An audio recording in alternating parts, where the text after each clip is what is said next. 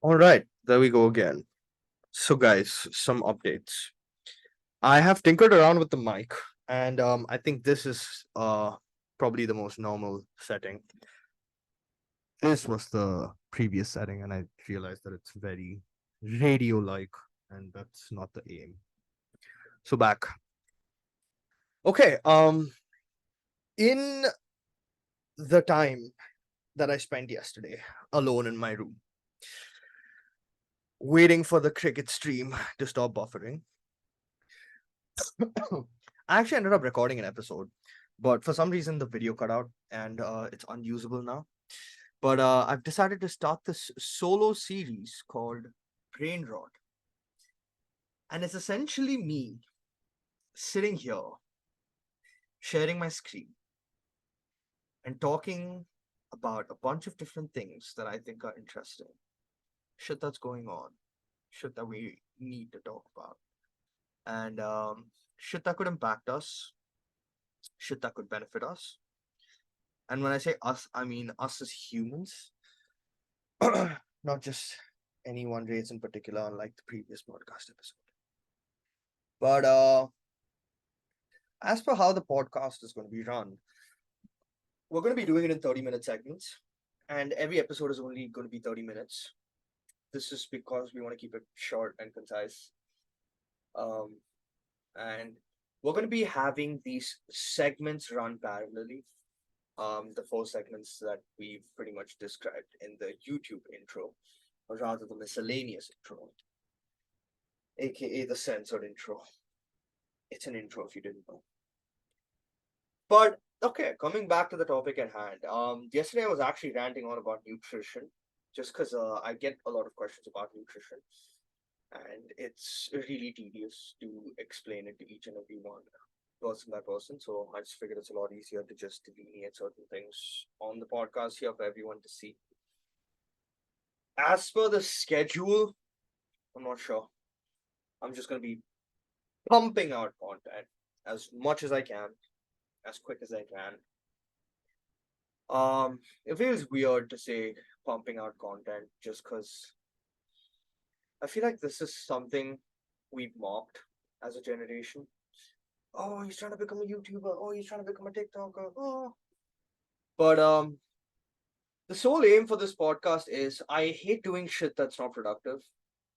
So the whole point of this is for it to be productive, except for maybe probably the gaming segments. That's the only thing that not really that productive. But then again, the whole point is when me and Jagni game, we talk more than we actually game, unless it's Warzone, then we're just fucking locked in.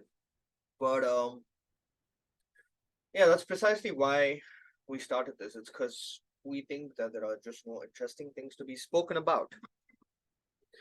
There's a lot more interesting things to be spoken about, unlike fucking Ohio and other garbage.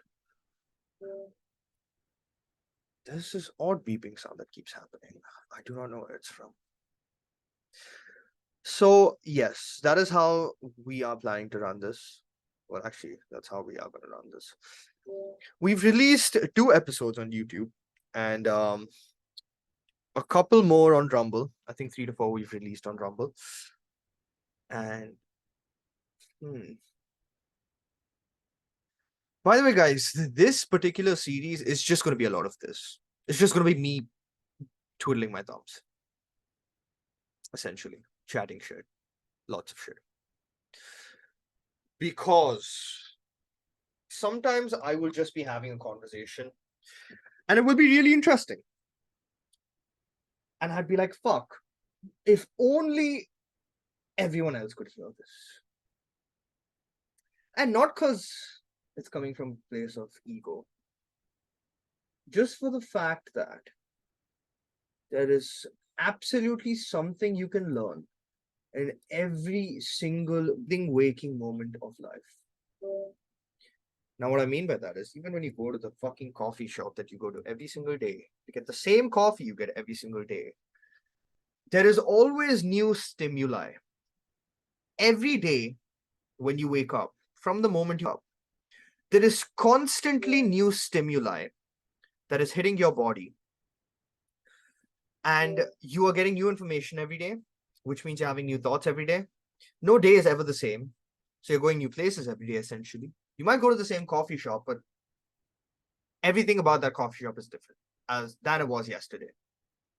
It's been swept, it's been mopped, it's been cleaned. Someone spilled something, someone broke something. Things are always changing. So you are always getting new input. It's up to you to see and observe the best possible sources of input and just surround yourself and drown yourself in that content. That's the only way. I'll tell you this. I'm a big fan of the show Sherlock. Right? Shout out to all the Sherlock fans out there. And I'm not talking about the movie, I'm talking about the show, the one with Benedict Cumberbatch. And I remember being younger and being fascinated by the concept of mind maps and deductive problem solving and whatnot. Everyone wants to be Sherlock, right? Everyone wants to be the smartest fucker alive. But here's the thing. As much as I have tried using those methods, as a lot of people have, they do work. Absolutely, they do. Because here's the thing about a method. All methods are man-made. There's no method that's truly tried and tested that works for everyone. So if you try hard enough, you can make it work with essentially any method. You can brute force your way into it. But here's the thing. I think a lot of it comes down to semantics. And what I mean by that is, we focus on wordplay way too much. Stuff like mind maps and deduction, they sound good. Don't get me wrong. And they make you think about trying to visualize this room. You're trying to have these files with these memories associated in these files, smells, touch, feeling associated with all of these. But I think it's really gimmicky. Because as much as I have tried it, in the last couple of years, the more I have tried to enforce these methods by using, let's say, a mind map or something, to remember anything, it's not that I can't remember it. I do remember it. It's too much effort. It's just too much effort, And the easiest way is, now this might sound odd, and this might sound easy, but it's not. Every living, breathing, waking moment, you have to think to yourself, I want to remember everything. Even in this moment, as I am speaking, I am actively telling my brain to remember each and every last detail of what I can see on my screen, of what I can see in my room, the smell, the temperature. You don't really have to focus on the actual minute aspects of it. You don't have to think about, okay, let me try and remember the temperature in this room.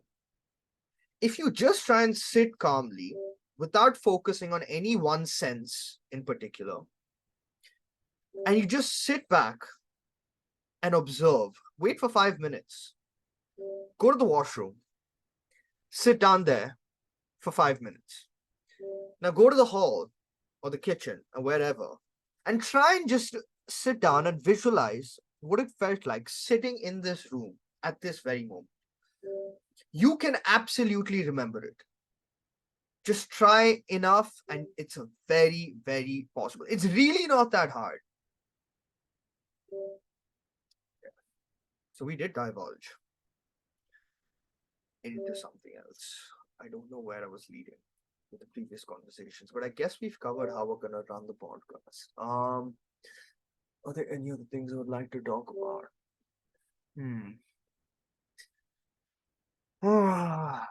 This is brain rot for sure. Okay. Interesting fact. That comic you see there behind, I'll post a picture of it once again. Oh, I think I did. That's actually a photocopy of the original comic, and why that's significant. I don't know if you guys can see it from this angle. I'll show, you can see the proper picture on my Instagram page. But that's Goblin. And this is the moment in The Amazing Spider-Man 2 where she snaps her neck. And it's significant because Batman and Spider-Man only have one rule, which is I shall not kill. And this is the one time where he exclaims that Goblin is going to die. That is the first time he comes out and says, "I'm gonna fucking kill your ass." Essentially. No, what else is that? I kill this only woman.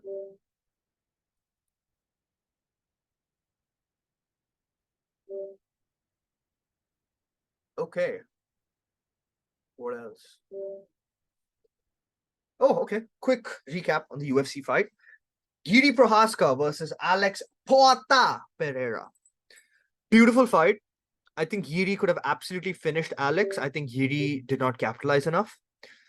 Fucking hell. Please do mind that, guys. I have not slept. Yes. Giri, fucking beautiful, but Alex was just better. Man is literally stone hands. That's his nickname. Poatan in Portuguese is stone hands. You do not want to catch that left hook. It was literally left, right, good night. 2 seconds was all it took, and this was while Pereira was rocked. That's fucking insane. That is nuts. I do feel like the light heavyweight division has been in an abysmal state for quite a while. Just because, bro, what the fuck happened? It was Jan Blachowicz, okay? Glover Teixeira won. Who did he lose to? Yuri Prohaska. He lost to Yuri Prohaska. Yuri then gets a fucking injury, pops his entire shoulder. Jan Blachowicz and Magomed Ankalaev. No, was it Magomed Ankalaev? I think no, he's a heavyweight. Probably Magomedov. No, I'm fucking up the names, but it's one of these two guys. He fights him. And what the fuck? How did that end up a draw? It certainly wasn't a win for Jan Blachowicz, but definitely wasn't a draw. Should have been a decisive fight. And then they dragged that on even further. Dana dragged it out even further. He brought it to Jamal Hill versus Glover Teixeira again. Which, what do you expect when you put a 42-year-old man against like a youngster who's a demon in the ring? It's pretty fucking good. But even, okay, I won't say he's all the way up there. I definitely don't think Jamal Hill is champion status. Maybe I'm wrong. I would love to see him wrestle against Pereira. Now that he's champion, I would love to see that. But yeah, so Jamal Hill and Glover Teixeira fought. He fucked him up for 5 rounds. It was a messy, messy fight. I could not watch that. I'm so glad Glover retired right after that. Really felt like a burden off everyone's shoulders now that Glover's retired. Quick deviation from retirement. Tony Ferguson, man. I hope. See, it's sad if he retires, and it's even sadder if he doesn't retire. That's just the state he's in at the moment. I really hope he does win. I really want him to end on a win just because we haven't, ever since Prime Tony fell, right? Ever since Gaethje knocked Prime Tony out of, into the shadow realm, it's been hard for Tony to come back. Understandable.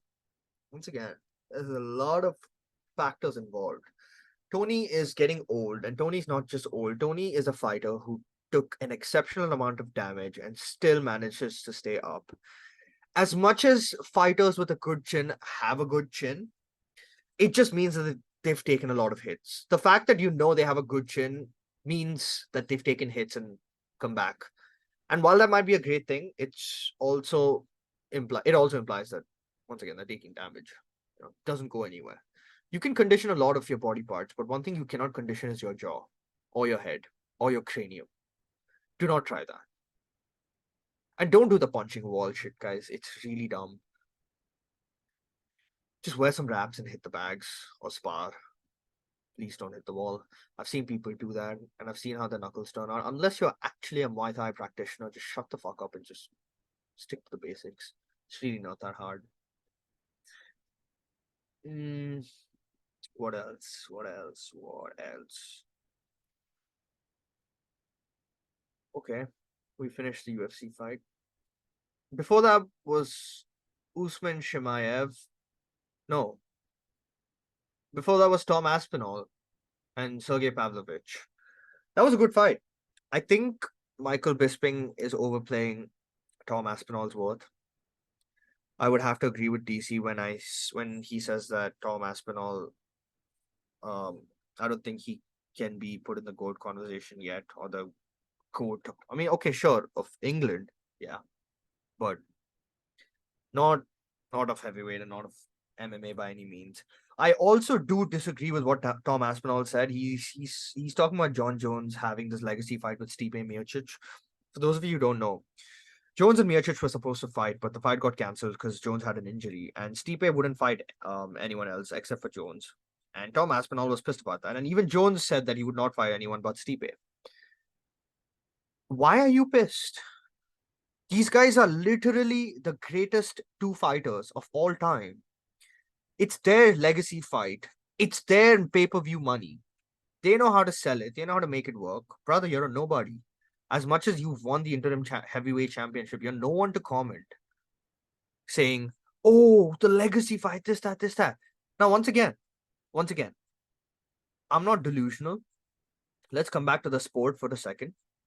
I understand that as much as it is a sport at the end of the day, and certain rules and regulations have to be followed. And if you're a true student of war, a true student of the sport, you will respect the fact that if you're not fighting for the championship actively, if you're not an active defending champion, it's good etiquette to either vacate or pass it on or whatever, the process.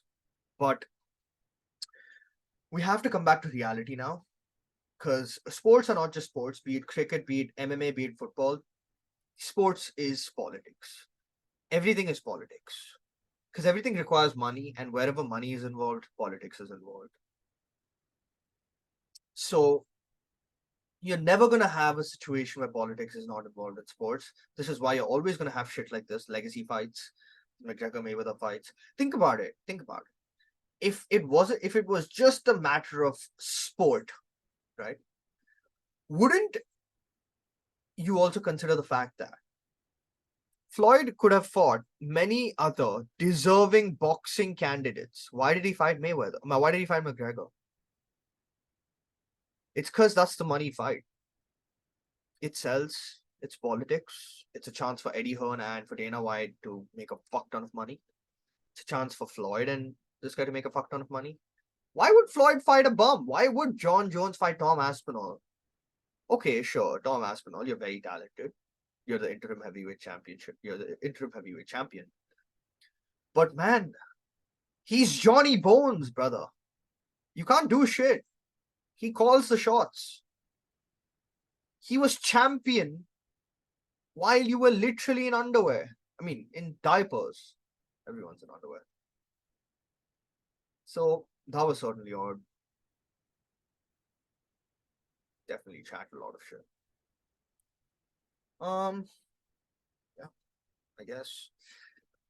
I think this is probably good enough to call it an episode. I'm just gonna call this the intro to Brain Rot. This is gonna be a solo series. I might have some people on from time to time. Like for sure Shagnik from time to time will be popping into Brain Rot, where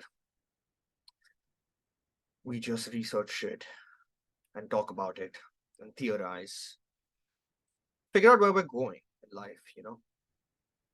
We don't talk about this enough. And when I say we, I mean the world. And when I say the world, I mean the youth of the world. And when I say the youth of the world, I mean basically the grade 8 dumbasses who are so stuck up, who cannot see past Instagram, who cannot see past Snapchat, who cannot see past these basic, basic distractions. Sure, use it, but consume the right content. If you know that the algorithm pushes whatever you want it to push or whatever you watch, why aren't you picking better things? I'm not joking. As much as I do watch reels on Instagram, this like you can still learn from reels. It's not that hard. But okay, all right, guys. I think this was a good intro. Bye bye, I guess.